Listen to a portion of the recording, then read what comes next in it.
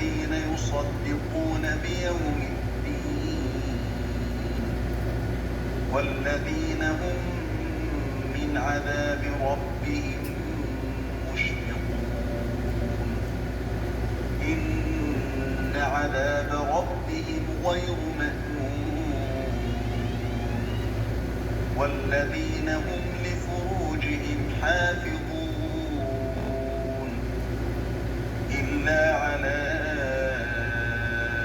أزواجهم أو ما ملكت أيمانهم فإنهم غير ملومين فمن ابتغى وراء ذلك فأولئك